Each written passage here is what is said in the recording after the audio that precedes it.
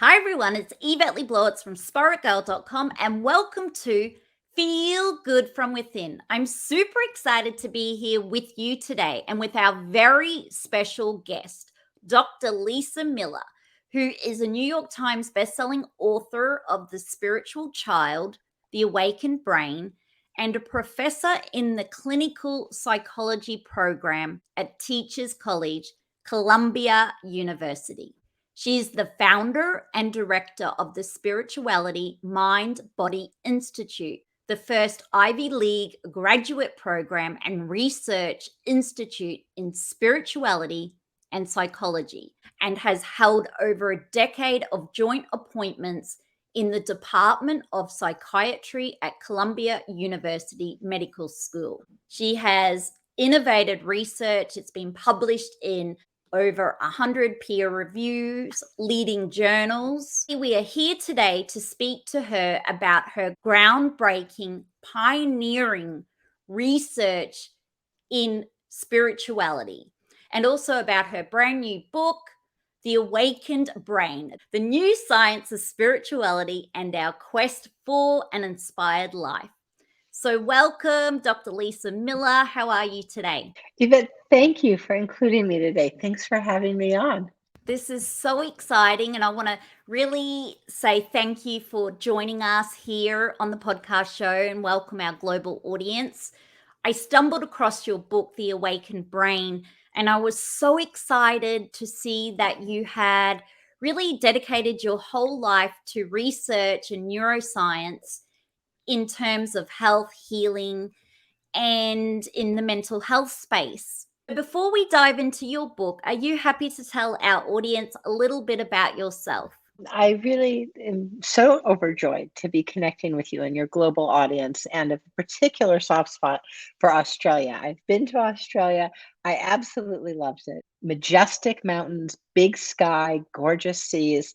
I happen to have had way south to Bruny Island, the southernmost point, and I saw extraordinary sea lions and huge gatherings of birds that both saw us in and saw us out of the area. It was an extraordinary experience. It made me feel like there around Bruny Island is the world before it was overrun.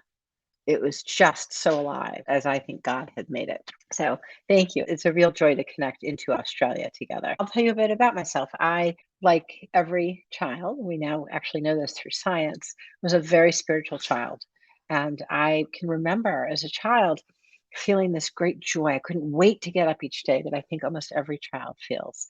And each day was like a gift. And I couldn't wait for the sun to rise. I'd often wake up before sunrise and look out the window awaiting the sunrise. I could almost see in my mind's eye the numinous, the spirit in and through life, and felt connected to ancestors and talked to God, that who I call God. Every tradition has their own name, their own word for connection with spirit in and through life. And I just couldn't wait as a child when I heard that someday I was going to get to go to school, because I thought that's what we were going to talk about. I thought we were going to talk about this great symphony of spirit in and through all life. And when I got there, I met very nice people, and I had a lovely first grade teacher, but we didn't say a word about the sort of heartbeat of life, just the deepest source of life. And I was pretty patient, so I thought, well, surely we'll talk about it next year in second grade. And this went on for years. And then I got to college and I sat in the front row, and I thought, well, as a psychology major, we talk about the inner journey. Surely we'll talk about this great transcendent numinousness in and through all life. And it didn't come up. And then finally, somewhere along my postdoc, after my doctorate in psychology, I realized through my experience with patients, clinical patients, patients who were really suffering, that our society was making people sick. And the way that we were making people miserable and empty and despairing, and not intentionally, sort of despite ourselves, was that we were disavowing the greatest source of life, our deep inner wisdom, through which we connect to this wellspring, this joy that's in nature, that's in one another, that comes from deep within and throughout all life. And we weren't talking about it. We weren't connecting with it. We were taking out of sight, if you will, the very best thing we have. And it was only really in the past 10 or 15 years that we had the science to prove that when we put spiritual awareness back into the whole person, we really flourish into all we're meant to be. That's such an incredible journey. And I think that's why I was so excited to find your work and your book, The Awakened Brain, because you really have done the research and the science to prove that spirituality is so beneficial to our own well being, mental health, and assisting with preventing us with depression and anxiety and overcoming addiction and all of these things. And I've been fortunate, like you, to be able to grow up in the Aboriginal culture. My dad is Aboriginal from the Butchulla people there, Fraser Island. And I've been very blessed to learn about this oneness with nature and connection with country, and really that our ancestors never die. Their energy, their spirit returns to the land. And one of the greatest really lessons I learned, that we are all visitors on Mother Earth, passing through. Our purpose here is to observe, to learn, to grow, to love, and return home. And the other thing was that we come from earth like dirt, we return to the earth like dirt. So there is no segregation or no difference, and we are born from love. And actually, with the Aboriginal culture, which you would know, and for our listeners, for over 60,000 years, spirituality was a key component. And pre-European settlement, there was no mental illness, and they practiced a lot of mindfulness, connecting to nature. And even if someone was unwell and ill, they would do a spirituality ceremony and cleanse the spirit, and they'd have talking, yarning circles and all kinds of things, but they drew upon the very fabric of life as it is, a connection with country and connection with the higher spirit and self. Back then, there were no temptations of drugs and alcohol, which really now is the greatest challenge. We're having a lot more challenges with addiction. And this is where I feel that your book is a really eye-opening opportunity for anyone working in mental health or anyone interested in mental health. It's an opportunity to seek something far greater than currently the medical system, what's on offer. Dr. Lisa Miller, what inspired you to write The Awakened Brain? I had been a scientist for about 20 years at Columbia University, and over that time, we had accumulated a very strong scientific case for spirituality in health and wellness, in recovery. Spirituality really is the cornerstone of who we are, how we're made to be. And it was clear as day in the peer review science. In order for a scientific article to be published, it has to be read by 2 or 3 other scientists blind to who the authors are 2 or 3 times. By the time something gets published by science and peer review, it's a statement that to the best of the knowledge of the field, this is fact. It was clear as day in really 2 decades of science that we are born innately spiritual beings. Just as we're physical beings and emotional beings and cognitive beings, every one of us is born with an innate capacity for spiritual awareness. Now, some people express that through religion, and some people express it outside of religion. And the rich, rich, rich tradition of which you speak, the Aboriginal tradition, has a very powerful way of engaging our natural spirituality. About 2/3 of people in post-industrial culture will say, I am spiritual and I am religious. If you think of an overlapping Venn diagram, 2 circles, and they're at the middle. They say, I'm both spiritual and religious. 30% of millennials and more amongst Gen Z say, I am spiritual, but I am not religious. For me, I feel spiritually connected in nature through music when I'm with my family. Whether or not we are religious, we are all, every one of us, endowed with a deep natural capacity for spirituality. This is how we're born. And we know this in science through twin studies. Now, this natural capacity boots up, it surges, just like we grow and look, suddenly have remember in high school when you went away after freshman year and you came back for 10th grade and the boys had grown 4 inches? Suddenly this growth spurt. Well, just as we have this sort of sprouting physically, so too spiritually, we have a growth spurt.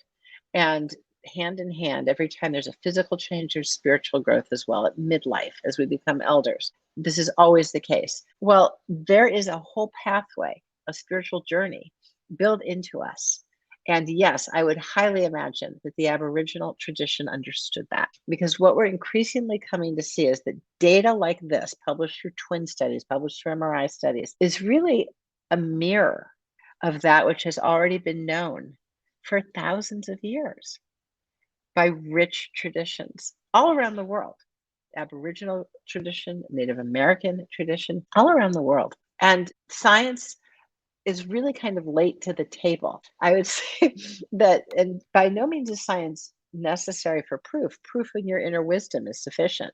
It is powerful. But science is yet one more other lens of knowing. We can take the lens of science and point it at a broad number of questions, including the impact of personal spiritual life in the rest of our lives. What else can be said? And when we do that, if we do strengthen, if we do build our natural spirituality, 2/3 environmental means it takes choice and effort and community and parents and family and tradition. If we build the spiritual core, we're 80% less likely to be addicted to drugs and alcohol using DSM diagnoses, 60% less likely to have major depressive disorder where we power down, where we're edgy, maybe we don't connect with people as we would like. We feel anxious and uncomfortable around others. Major depression is very painful and it's also hard to function. Less likely to be addicted, less likely to be depressed. And the real epidemic of our time, tragically, in post-industrial culture is suicide. In the United States, the rate of death by suicide has surpassed the rate of death by auto accident in high school. And it's now pressing down to middle school, 13-year-olds. It's a tragedy of our time. And in a very, very conclusive study of studies, a meta-analysis, a lab found that we are 62% less likely to be suicidal, and that goes up to 82% less likely to have a completed suicide when our spiritual life is shared. Now, I dial back to what you just shared, Yvette, so beautifully, of your childhood and the sharing together. Spiritual life is shared of the Aboriginal community.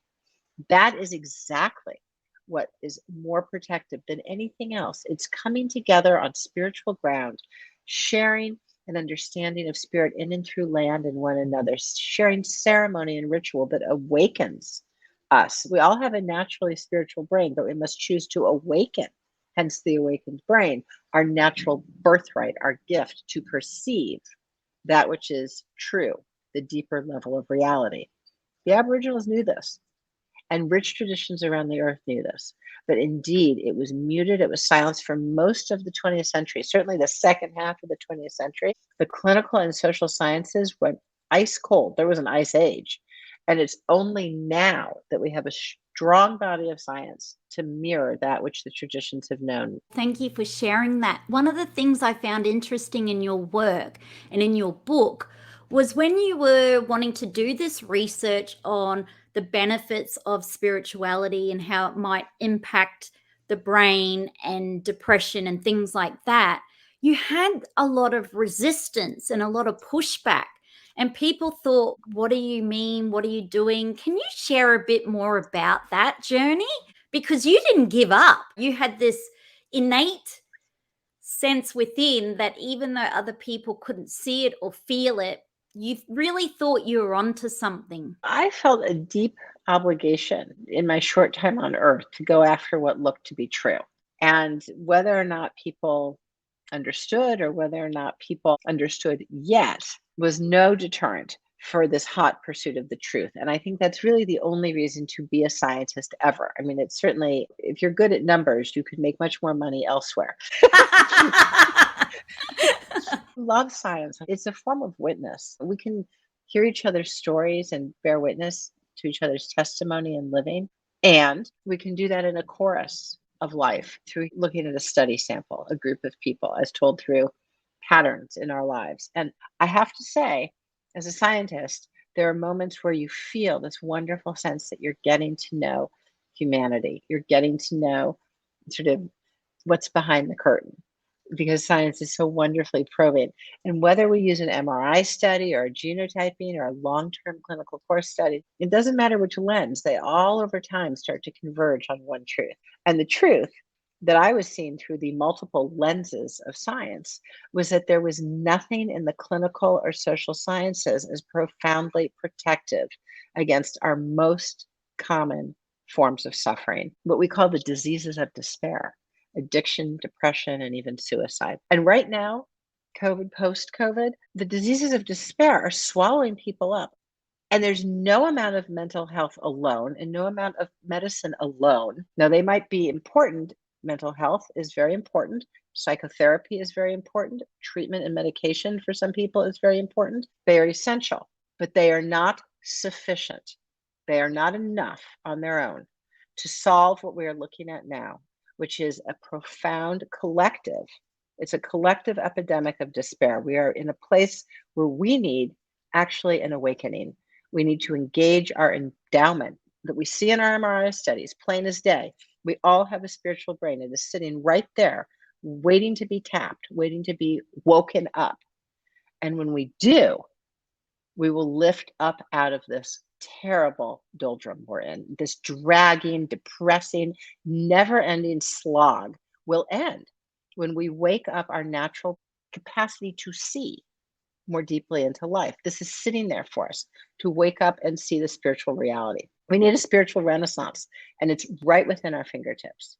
Wow. You said that beautifully. One of the things I loved from your book was you included your personal stories and experiences. And one of the most profound stories I really loved was when you reflected on your grandmother's passed down prayer book and the significance that played for people's well-being and mental health. You noticed a profound shift in how they felt. Are you happy to share that little story with our Oh, listeners? thank you. I'd love to. Thank you, Yvette. So I will tell you that I was a new psychologist at the time. I was on an inpatient unit, and on this unit, there were a lot of people who were in terrible inner pain. I mean, it hurt them to get up in the morning. It was anxiety provoking. It was dreadful to look at another person. The pain was horrible. And many of these folks had been to this hospital more than once, more than twice, some of them more than 5 or 10 times. It was clear to me very, very quickly that very well-intentioned, smart, and well-trained therapists alone were not getting these folks better. And again, mental health is necessary. Psychiatric help and medications often for some necessary, but it is on its own insufficient for deep despair. There was a deeper, deeper level. And so the patients started to show me, Dr. Miller, come here, come here. Dr. Miller, will you pray with me? Will you sit by my side? And they wanted to have a spiritual connection. Well, where this really came to the fore was that this particular hospital served a neighborhood with a large Jewish community, and I happen to be Jewish. So when the holiest day of the year for Jews, Yom Kippur, which really is the day of atonement, of forgiveness for the sins we've committed through arrogance, for the sins we've committed through slander, really purging oneself and reconciling first with one another and then with our highest power, with God, both sides, humans and with God. And this is a very, very important day of renewal of forgiveness for Jews. Well, I sat in a morning meeting the week leading up to this very important holiday, and a patient, a Jewish man, middle-aged, who had struggled terribly with bipolar disorder, explosive bouts of mania, said, "Doctors, Yom Kippur is coming. When will be the service?" And the unit chief said, "I'm sorry, their doctors are themselves observing Yom Kippur. There's no service." And he looked devastated. And then he looked so hurt that in his system, he became agitated and started really yelling, so much so that he had to leave the meeting. And one of the women who, instead of being really one given to outburst, was so deeply despairing and depressed that she kind of hunched over, herself Jewish as well, looked very, very sad that this day of possibility, a very sacred day, had been taken. So I pulled the chief aside and I said, "Listen, I'm not a rabbi, but my grandmother, Harriet Aliber Friedman, had passed and given me her prayer book. And my dear, incredibly loving, incredibly spiritual grandma had taught me to pray, as had my mother. And I'd sat by her side for many a service, beautiful Shabbat service. And I'd sat by her side also for Yom Kippur. I knew how the Yom Kippur service unfolded. And while I couldn't lead it, I could facilitate it. So I did, showed up, and I would have thought, day as usual, we'll do our service. I show up. First of all, the room assigned to our sacred service was a back kitchen with linoleum tables and like blinding fluorescent lights. It goes to show a sacred space is what we make of it, right? And it is Yes. what we do there. And so we sat together, and I'm telling you that the folks looked entirely different. First of all, they had treated the day as very special. So instead of being sort of condemned to these ridiculous gurneys that showed their backside, they'd put on beautiful clothes, and some had sent home for beautiful clothes. There was a sense of specialness and anticipation. And as we started to pray, the fellow who'd been so explosive when he was hurt was actually the one who knew best of all of us, the Hebrew, and was leading us together through the prayer and wait with his body swaying to hold the rhythm of the group prayer. Beautiful, very far from chaotic, very far from explosive. It was cohesive. He was holding us. And the woman who was so ashamed, we stopped and went around the table to speak. I said, I can't give a sermon, but can we each share about Yom Kippur for us? And she raised her hand very tentatively and said, well, and then she sat up. I've always known that you could ask for forgiveness on Yom Kippur, but sitting here on the unit with you all in prayer, I know that we can actually be forgiven. She was liberated from her relentless shame and unworthiness. So whatever had held them back, whatever had imprisoned them in their cells within, set them free because their spirit was ignited. Their spirit was so bright. And it occurred to me that if this is what wakes people up, it is awakening, is spiritual connection, that spiritual life might be shared, then this needs to enter mental health. And then that became the next 20 years of my quest to find the science and the practices that could put spiritual life back into the center of mental health. And we're getting there now. Yvette, we are getting there now. It's happening. Wow, that was such a moving story and redemption to see the people, their sense of worthiness and optimism and hope, and that they're enough, no shame, and even their mental state of being to recalibrate in that moment. And it's interesting because I went for a spirit walk this morning before I hit record, and I wrote, there is something bigger than your body and mind, and it's your spirit. Can you share a little bit of the neuroscience when it comes to spirituality, what you've seen happening in the MRI and the neuroscience of that?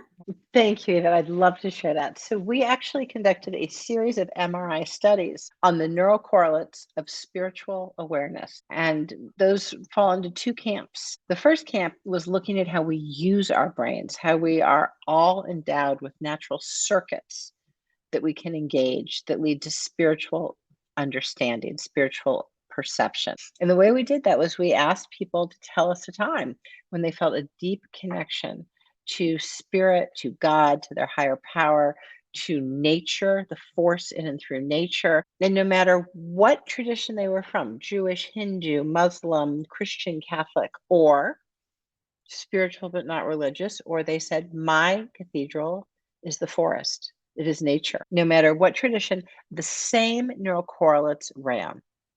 Now, if we think about the fact that we're all given this birthright, every one of us is given the birthright for spiritual awareness, then it actually makes sense that we'd have some common neuro docking station. Of course, as in any human trait, there's a little variability. It comes in louder for some, more quiet for others, or the 2/3 embrace by our childhood and our family and our traditions can mold the name or the concepts through which these land. But the deep seat of perception, just like we all have a faculty for language and a faculty for craving food, and we all have a faculty perception of physical reality, we all are born with a component in our brains already for spiritual perception.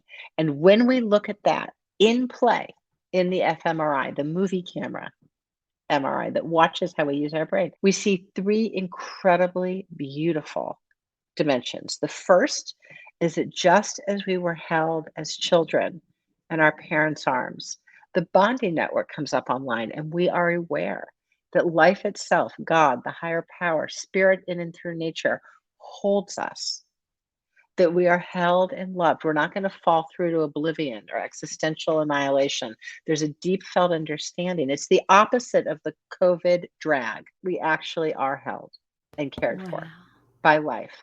Then the second circuit is that there's an awareness that the parietal that puts in and out hard boundaries lets us see that even in our most isolated moment, I mean, in my lockdown apartment, not seeing anyone for months, I am separate. There's a GPS coordinate to that. I have my zipped up bio bodysuit. I'm here.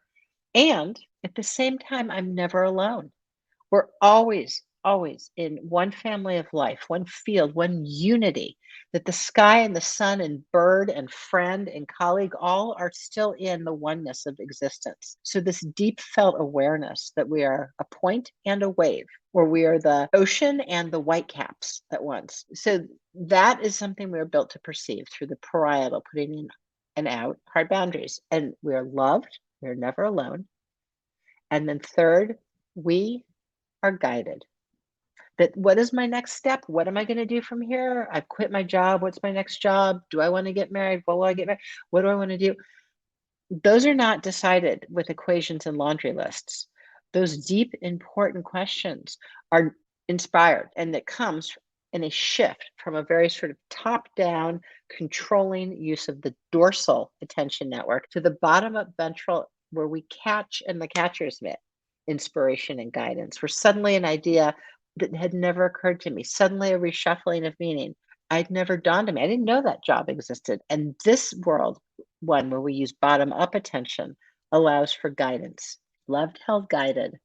And often that comes through dreams or synchronicities. Someone shows up of all times today, now to bring a message. Loved, held, guided, and never alone is our natural neuroseat of spiritual awareness. Every tradition holds loved, held, guided, and never alone. And just as we are born to be in relationship to the deepest nature of life, whatever word that 2/3 environmental embrace is, whether it's God or spirit or Mother Earth, whatever that language is, we also equally, that same part of our brain, are built to see that in one another so that we might show up through love to be holding and guiding and never leave anyone alone among us, to be an extension of that spiritual walk.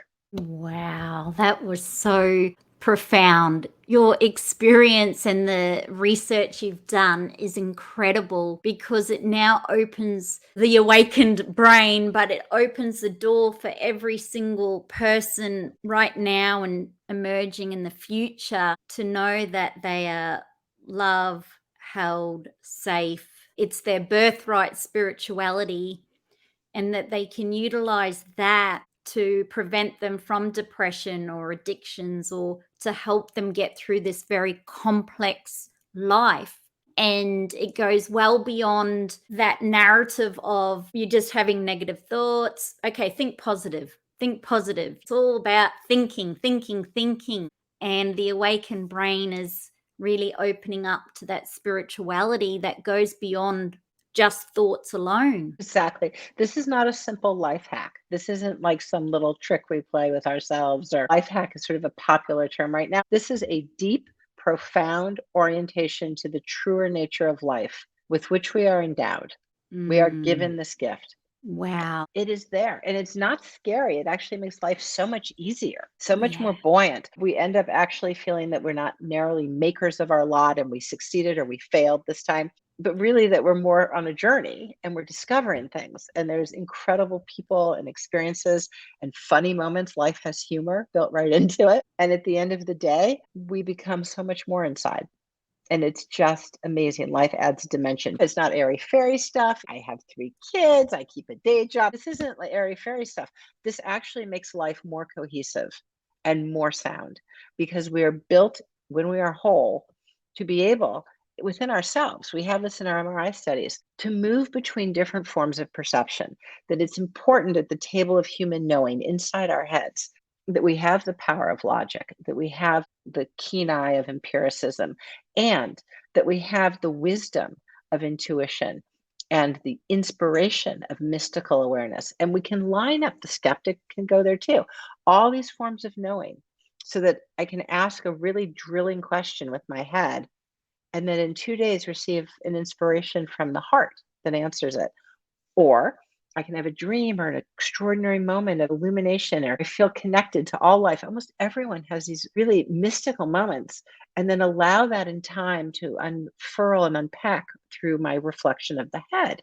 So we can draw our forms of knowing together. And when we do, in the MRI studies, we've literally paved the highways between regions of the brain through myelinating the tracks. We have a more creative, more innovative, more functional brain, which is better in life and better in work and better in love. And it's how we're made to be. That is so incredible. One of the things I loved in your book, you also opened up about your own spiritual journey. And there was a profound moment when you were going through your own infertility journey, and you went out to some spiritual wellness place. You were in a circle at the time, and someone wanted to pray with you. And not long after that, you received a phone call about your first child that you were going to be adopting. What's particularly moving and particularly compelling about the story, sharing it here with you, is that this mirrors and goes hand in hand. My experience in the Native American Lakota and Nipi sweat lodge with the wisdom on the other side of the globe that's also 1,000+ years old, that was handed down the line to you through Aboriginal culture. So this is a very powerful story shared in connection with you. So I honor you, and I honor your ancestors in sharing this story. And I also honor the Lakota and those who helped us find Isaiah. So I'll share a bit of the story. So Philip and I, my husband, had spent a long time searching for our child. We've been through all the best doctors with infertility, and everyone said, nothing's wrong. We'll get you pregnant. And sure enough, I just knew in my inner wisdom that we were barking up the wrong tree and that this wasn't right for us in our case. I sensed there was something deeper. There was nothing wrong except at the deeper level, which was the spiritual level. And I had yet to evolve into that type of person with the profound unconditional love that really is a parent. Not my child, oh, they're funny like me, or they look like me, or they hit a ball the way I hit a ball. It was a much deeper unconditional love that I felt we were being guided to. And in this path, 5 years had gone by of failed in vitro fertilizations, of tears, like terrible despair. And we'd created the lives that we wanted. We had the jobs we wanted, we had everything else. But the thing that mattered most to us, we couldn't control, because you don't make kids.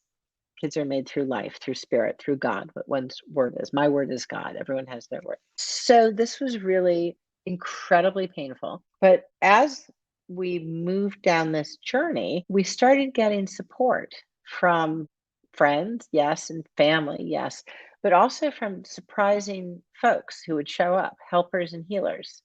Everyone from the guy on the bus to a new member in the community. And we found ourselves through this process standing in front of a woman, a clergyman's daughter. It was a rabbi's daughter who had helped hundreds of families find their spiritual child in Russia and the surrounding countries. And this, at the time, it was the year 2000. Her walls were lined with beautiful children and their finding their true homes. So we went to see her, and I was so taken by her. And she looked at me and she said, well, you need to be honest. You need to be very direct. Lisa, Phil, please tell me what you want in a child. And I thought, oh, I don't care if this is a boy or a girl. I certainly don't care what race this child is. I said, I want a child who can love. Please, a child who can love. And Phil said, yeah, my husband, all that, but kind of a girl. And she didn't miss that. She's like, I heard you. You want a girl. And then I jumped in front of Phil once again and said, but really a child who could love above all else. And I, from there, received a call from, my name is Lisa Jane. I have an older cousin, Jane, who's really been a guide in my life. She always has been, just half a generation ahead of me, telling me the way it really is in life. Quite straightforward. And she called me and she said, listen, Miss Columbia professor, you think you're so smart. If you want to know anything about spirituality, only a cousin could speak this way. No one else talks to me this way. If you want to know something about spirituality, then you really want to know how things work in Native American communities, you need to come out here. The Lakota are having a healing ceremony in 4 days, and I think you should be Wow. here. So I canceled my meetings and I didn't go to work for the week, and I flew out and I sat in the most extraordinary, life-changing few days with the Lakota, who so graciously included me. And there we were. We went to a healing ceremony. And the first part of the healing ceremony was extraordinary because each person in the community who felt called in need of healing stood up before the entire community and told his or her story. And it could have been a story of healing within, it could have been a story of physical healing, it could have been a story of spiritual healing. And some people talked about recovering from addiction, and some people talked about the road back from abuse, and some people talked about the need to feel reunified with their family. And these were all forms of healing and understood as such: renewal, reconnection, loved, held, guided, and never alone. And after each person spoke in front of the entire community, and I'm telling you, Yvette, people were still. The level of listening and respect, I mean, not a word fell on the floor. The entire community listened and absorbed, caught every word. After that person spoke, the drums would start, the whole community stood up, and they lined up single file to give what was inspired through them to be shared one-on-one with the person in need of healing. That might have taken 40 minutes. That might have taken an hour and a half. No one was in rush. And then the next person stood up. It was the furthest thing from the rush, bim, bam way that healing is often treated in post-industrial culture. Everyone was given full due, and no one was in a rush. And if we sit here for 6 hours, if we sit here for 12 hours, this is the most important thing we could possibly do, is put each other's healing and renewal. And so after this healing ceremony, the men went one direction, the women the other, to the inipi, the sweat lodge. And here, and it was hot. I mean, it was very hot. I will tell you, it was quite hot. You're effectively deeply connected with one another in the women's inipi through the woman who spoke of herself as the medicine man's wife. So we went around and each person said why she had come. And one woman said, yes, well, I've come because my son is 14. He's starting to use drugs. And I'm very, very worried. I've seen boys slip away. And everyone nods and listens and receives it, just like in the large healing ceremony. The next woman in our circle inside the sweat lodge spoke. My son, he's 40. He stopped coming home. I'm worried for the family. I'm worried that they stay together. Everyone heard it. Inside, it's getting hotter and hotter, and there's a fire burning in the middle, and the medicine man's wife is pouring water, and it's getting hotter and hotter. Then we go around the circle. I'm last, but right before me is Big Jane. And Big Jane says, I have come here with my cousin, Little Jane. She's looking for her child. I'm wondering if we could help her in her search for her child. Everyone goes, looks right at me. They got it.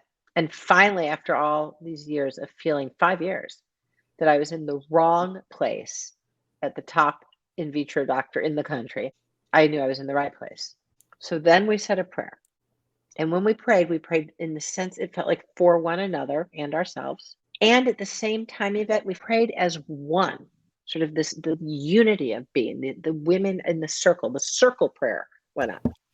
And again, like as a child, I could see it in my mind's eye. Well, that night, after 5 years, a call came. Deeply grateful to this moment, profoundly grateful. And it was from Russia. The rabbi's daughter was calling to say, we have found the Miller's child. This was on our machine that night as I slept, that very night. 5 years of suffering, of searching. There are many wonderful girls, but we know this is the Miller's child, says the inspired seeker. And this is a son, praying for sons, the superordinate, the one prayer, the one circle, praying for sons. And of course, I felt this joy like I'd never felt, this euphoric spiritual joy. I'd become a parent. They'd found my spiritual son. And I've named him Isaiah Lakota for the women who prayed to help us find him. Wow. That was so beautiful. I actually was having tears. That was so moving, that story. I had tears But that was so beautiful and moving, and the greatest story of spirituality and how Big Jane asks for help for little Jane, you, in what you needed. And after 5 years receiving that on your voicemail message, the synchronicity and the spirituality and that story of tapping into that ancient wisdom of your own spirit country and elders and traditions went far beyond anything you'd ever tried before the 5 years of your immense turmoil and journey. Wow. It just reminded me of a story, my own personal story of maybe 2 years ago.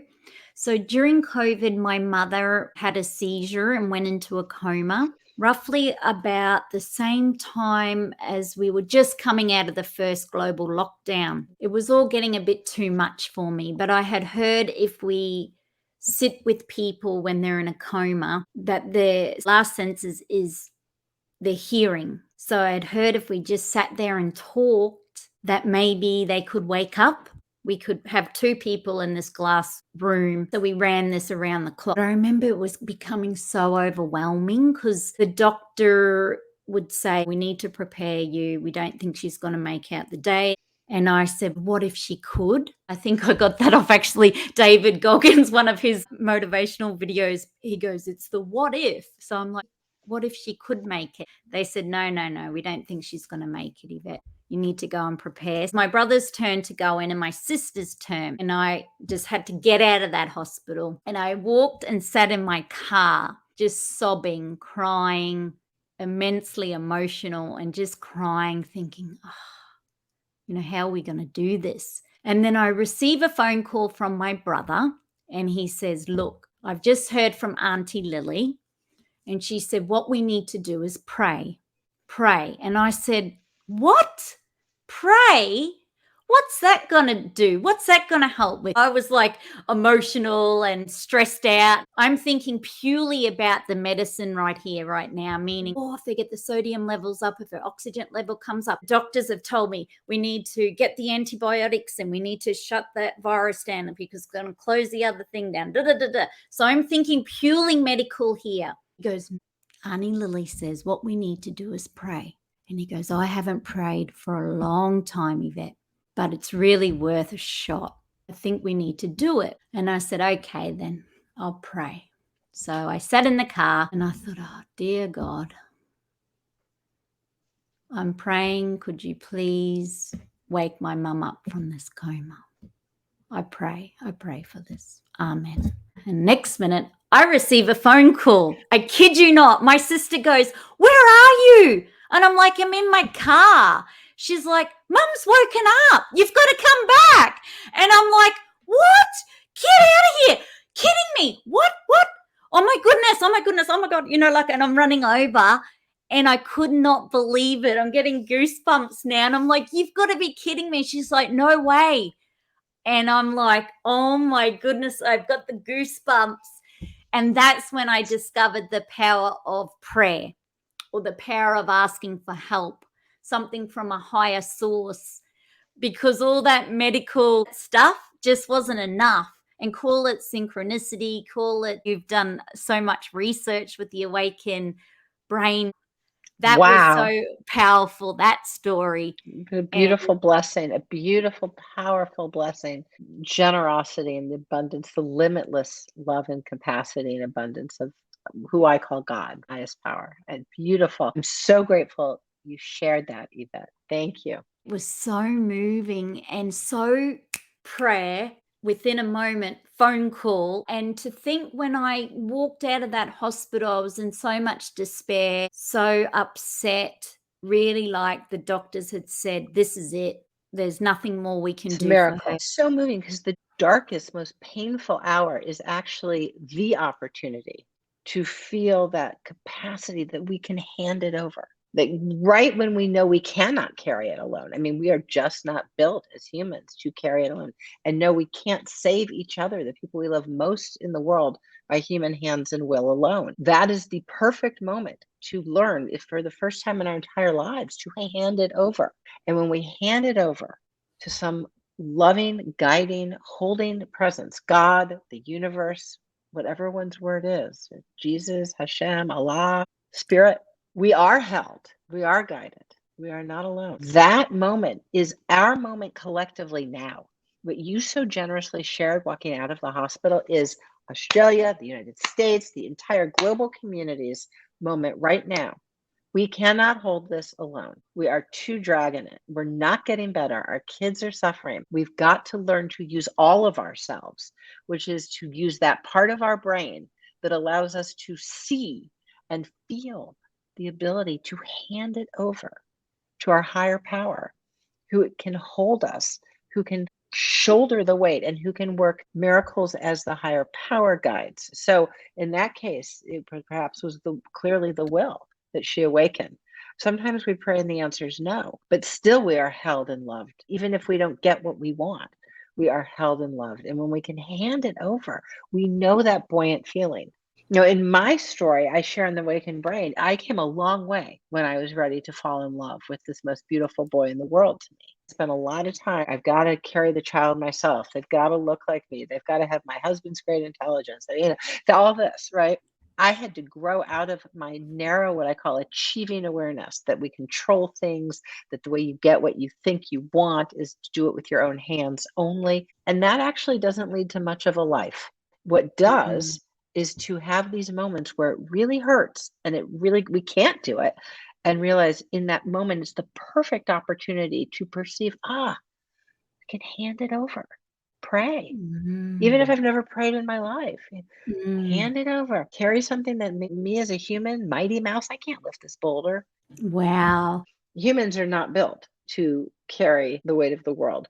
We are built with a region in our brain, every one of us, to be able to engage in the transcendent presence that holds and guides and does bear the weight and opens new doors. And you've seen it so much in your research. You've really worked with so many patients and clients where they've been heroin addicts and then utilized spirituality or prayer or something greater than them alongside medication, alongside counseling and talking. But from what I discovered through your book, it was really when each patient then utilized spirituality or something greater than them, really developed that spiritual practice, that they had a profound shift in the way they felt from within, and their life got so much better.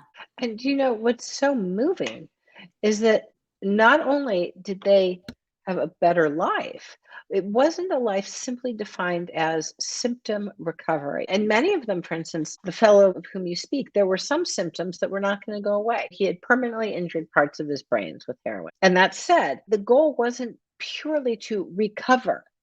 It was something bigger than that. It was renewal. Renewal is much bigger than recovery. Recovery just gets us back to baseline, to the way we were yesterday. But renewal says with or without indelible symptoms. Some go away, some don't. There is so much more to the vastness of our spirit.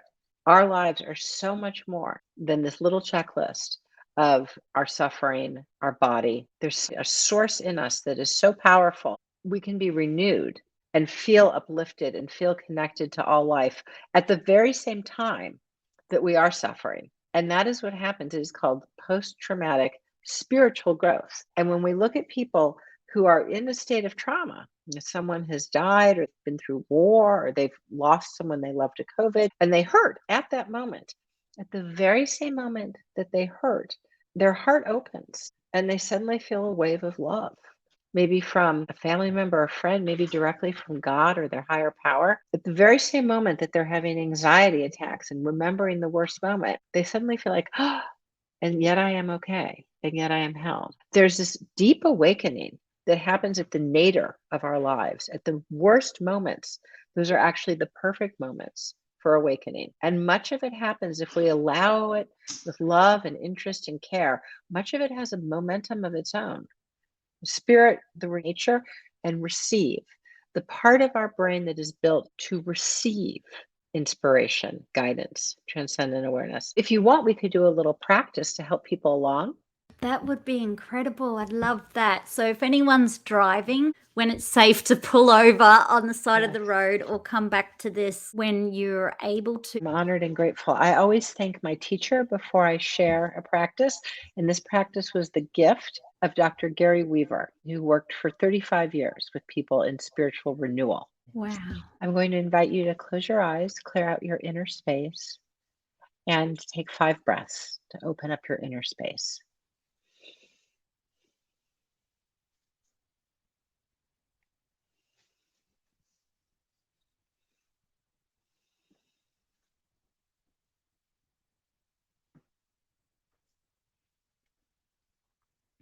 I invite you to set before you a table in the warm inner chamber, your inner life.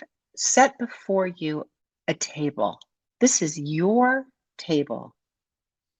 And to your table here now, you may invite anyone, living or deceased, who truly has your best interest in mind. Anyone who truly has your best interest in mind.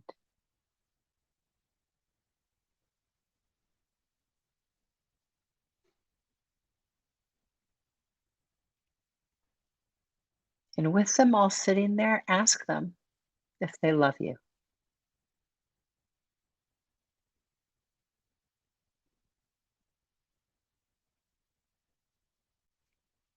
And now you may invite your higher self, the part of you that is so much more than what you've done or not done, anything you have or don't have, your true, eternal, higher self.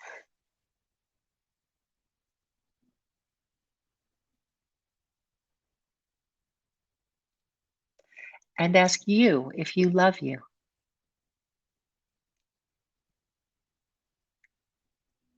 And now finally, you may invite your higher power, whatever word you use, however you know, your higher power. And ask your higher power if they love you. And now, with all of those people sitting there right now, what do they need to share? What do they need to tell you now? What do you need to know?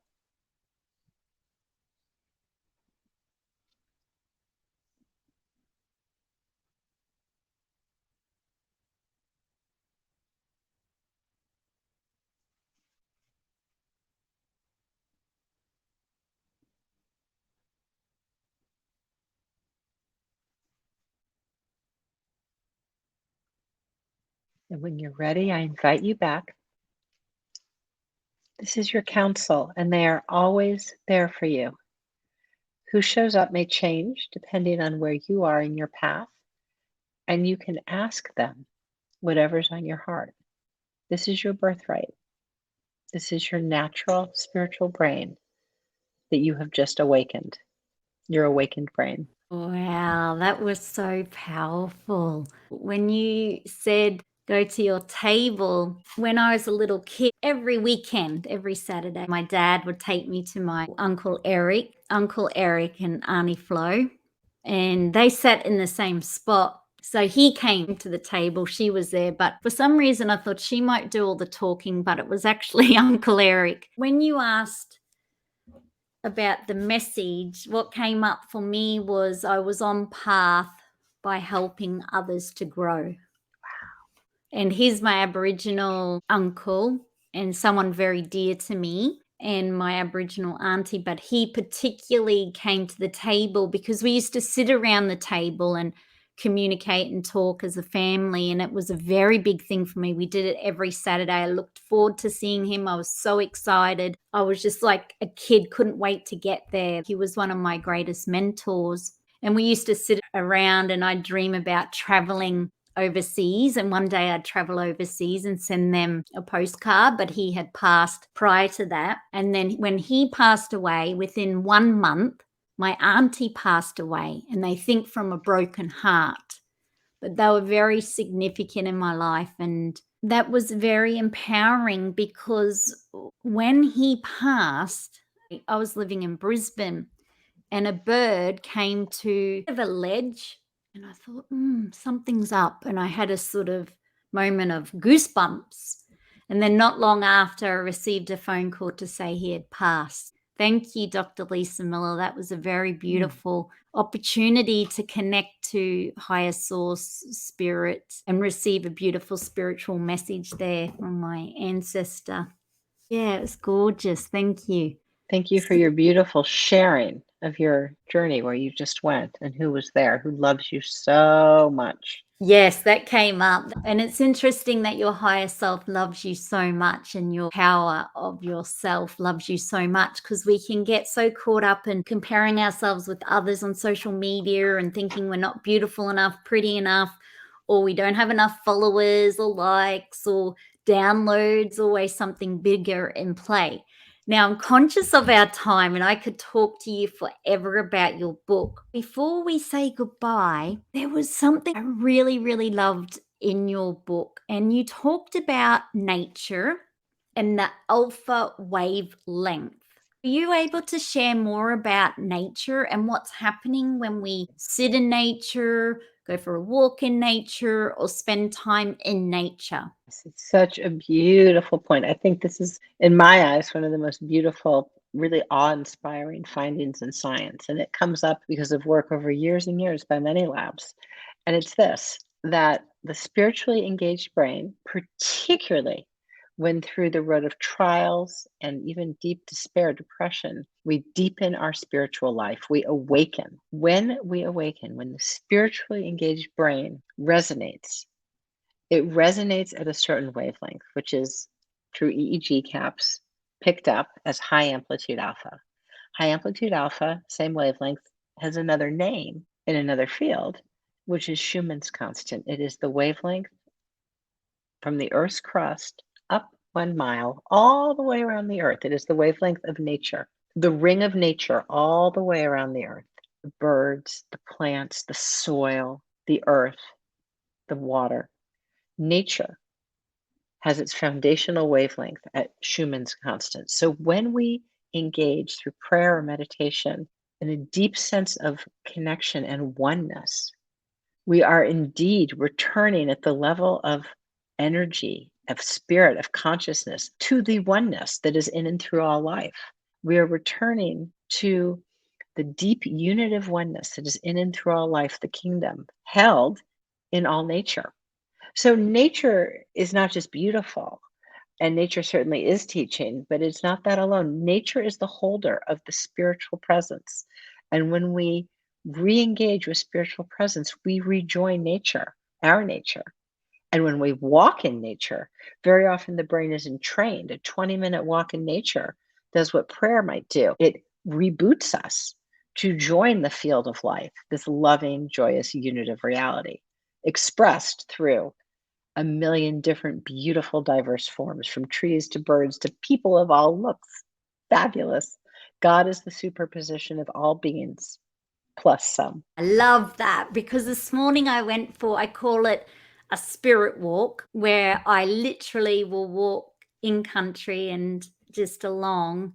And I might just simply really connect to, today there was all these beautiful clouds, which was like daydreaming. So a good sign for all of us to spend more time daydreaming, thinking about what we want to really create in our own life, instead of worrying about all of the negative things or things out of our control. It was a beautiful reminder of thinking about the things we do really want to hold or have or experience. And then it was so beautiful when you're in tune with the birds, and you can connect with the sun and see it glistening on the water and draw in that natural positive energy.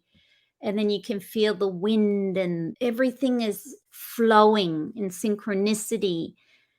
And then you realize you see this modern world like boom, boom, boom, boom, all the cars and everybody's hectic and stressed. But in nature, when you're oneness, it's a flow and everything's easy and it's beautiful. And I did a walk and I respected the ancestors of the land. So then I can also tap into all of those who have walked the path before and tap into that wisdom and knowledge. And anyone can do this in any country because there's always people that have walked that path before us. And it's just a really beautiful way. And then I can tune in, get signs, which you talk about, messages, ideas. Like often that's when my greatest creativity comes up. And then I also can check in with my own self. I find it's a really good way. But Dr. Lisa Miller, how do you like to take care of yourself? And what are some of your own self-care rituals and spiritual practices? I think being in nature is essential in my path as well. And I think it is truly for every human being who I've met. It is this great spirit, consciousness, whatever your term might be, in and through all, that reboots, that reignites, that realigns our spiritual brain, that wakes us back up. And of course, we are most creative. Our most powerful use of the brain is actually receptive. It's the catch in the catcher's mitt, which is our brain to receive transcendent awareness. The answer that is so creative that it couldn't possibly have been made chipping and chipping away, adding A plus B plus C. It's its own whole new superordinate. It's a whole new dimension. And this is a receptive process. Creativity, the muse, the artist traditionally. Where did the artist paint? On top of ceilings in churches. There was a spiritual presence in and through. Where did the artist paint? It was to express ceremony through all traditions, through time, sacred transcendent ceremony. One of the oldest artistic pieces we have on record is the Venus of Willendorf from the Upper Paleolithic period. And what is she? She's a very fecund female statue that people carried with her all over Central Europe into Asia. She was about life, creativity, receptivity, renewal. We have an extraordinary ability to receive renewal and guidance and the creative blasts. And yes, nature is the surest, quickest way in. It is like prayer. It is like meditation. We literally put one foot in front of another, and nature will entrain our brain. It will open us to be able to receive that which is in and through us all. Beautiful. I'm so appreciative to you, Yvette. You're just such a beautiful, inspired woman. And I'm so appreciative to your voice, to your open-handedness, for your leadership. You really are such a giver, such a wise, healing giver. Ah, that's so kind of you. Thank you, Dr. Lisa Miller. It's so beautiful that we've gathered here today with our listeners. And before we started this podcast show, we respected our traditional owners and Indigenous First Nations right across this spiritual country, Australia, as we know, but right across the world, with the intention to help ease human suffering. And when I think of all of your incredible work, one of the things I loved about what you have achieved and done was you believed there was something bigger. And even though everyone wanted to not talk about it, didn't really want research on it at all. That sounds like a stupid idea, spirituality helping someone with a mental health illness. No way. All they need is medication, some counseling, talking, and boom, off they go. In, out, in, out, in, out, back again, round again. That took a lot of courage, a lot of wisdom, a lot of self-belief, a lot of determination, especially in your profession. It's just a real testimonial to your belief. It says spirituality isn't just a belief. The ability to be spiritual is our birthright. Yes. And I think that's the key, is that anybody on Mother Earth, anyone listening in now and for many decades to come, the ability to be spiritual is our birthright. And that's the key to the awakened brain. I really feel that once science documents this, especially in the Western world, it becomes more acceptable. And I saw this with meditation. I saw that once they started bringing out MRI scans that showed what was happening in the brain, people were like, wow, the science says meditation works. Even though in India, they were like saying, well, we've known this for thousands of years. We don't need anyone in the Western world to tell us that it works. But I still feel in the Western world, we need the science to say, hey, This is now another opportunity and ability and tool and practice for mental health well-being, and it's a pivotal part of mental health, brain health, and well-being. And I hope one day in my lifetime I get to see people go to a brain ward, and there'll be many streams: mental, thought, feelings, emotions, spiritual, psychiatric. Like there's all these different pieces to the jigsaw puzzle of a brain. And then one day people feel very dignified if they're in a brain ward, aka they're called mental wards here. Get rid of the stigma. People will be bringing them flowers, and everybody will be awakened to say, hey, I got an awakened brain. So, Dr. Lisa Miller, your practices, so you love to walk in nature. Do you like to pray each day? I do pray each day. I go Wow. outdoors no matter what the weather is. So it could be sunny in summer, it could be -10 in winter. And outdoors I pray. And I pray first with deep gratitude for waking up into a new day. And then I give thanks to God for each of the elements, for sunrise, for air, earth and water, for change. And then the trees and the birds who are so present, the birds, the messengers between this world and the next, as you shared so beautifully in your story. And all living beings of the air and the water and the earth. And then as a mother, I feel it's okay to pray for your kids and our immediate family, my parents and so forth. And then for our larger family of life. And then I've learned some years ago, although he or she doesn't necessarily need it, how wonderful it is to say, and please bless you, God. And it just feels so So wonderful. lovely. Thank you so much for being a guest on the Spirit Girl podcast show. It's been an absolute pleasure, honor. Thank you. It's been such a joy to connect with you, Yvette. Thank you. Thanks for listening into this Spirit Girl podcast episode. I'm super grateful, and I really hope that you found this conversation of benefit to you. You can stay in touch with Dr. Lisa Miller at www.drlisamillerphd.com. In support, I would love for you to subscribe to the Spirit Girl podcast show, Feel Good From Within with Yvette Le Blowitz, and to also leave a 5-star rating and a review, and to share what you think too. Feel free to share this show with your family, friends, and community. Subscribe to my mailing list at www.spaitgirl.com, and to also follow on social media, Spirit Girl or Yvette Le Blowitz. And together, let's feel good from within.